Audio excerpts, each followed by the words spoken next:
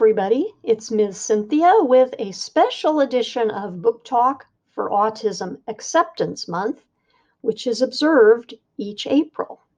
To commemorate Autism Acceptance Month, I like to draw attention to books that feature an autistic main character, and with Anybody Here Seen Frenchie by Leslie Connor, I can actually spotlight two protagonists who are on the autism spectrum.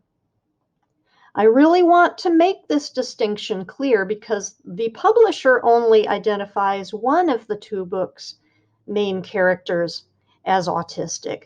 That would be Frenchie, a boy who is non-vocal and feels a connection with birds. He goes missing, and much of the book focuses on the community search for Frenchie. The book's other main protagonist is Aurora. She tends to blurt out what she is feeling and has had trouble making friends. Early in their lives, Frenchie and Aurora each chose each other as their special person, but as sixth grade looms for both Aurora and Frenchie, Aurora has managed to build relationships with a couple of other students.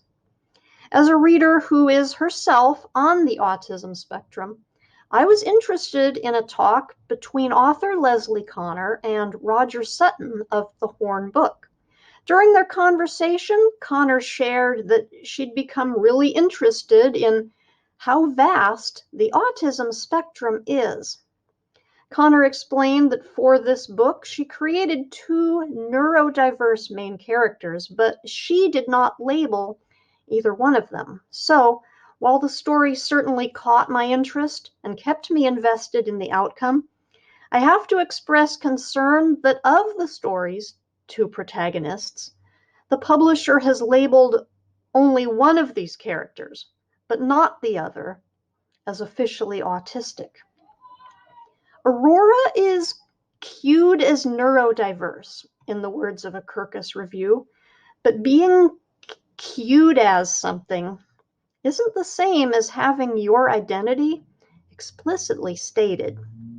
This dichotomy is especially concerning because girls and women are already far less likely than boys and men to receive an official diagnosis of autism. And without that official diagnosis, we're cut off from information that might explain our differences, and we're certainly cut off from accommodations or services that might ease our struggles and challenges, that might also help us actualize our strengths and achieve our full potential. It's also concerning that in an author's note, Connor relates that in an effort to get her characters right, she only relied on input from parents and a sibling of people on the spectrum, not from any autistic people themselves. I do think the statement that Connor uncovered in her research is absolutely right on, and that is, show me one autistic person, and I'll show you one autistic person.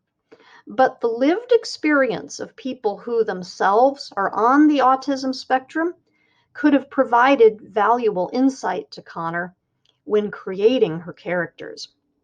This has been a special edition book talk for Autism Acceptance Month. And for an own voices portrayal of autism, be sure to check out my book talk, Forget a Grip, Vivi Cohen by Sarah Caput.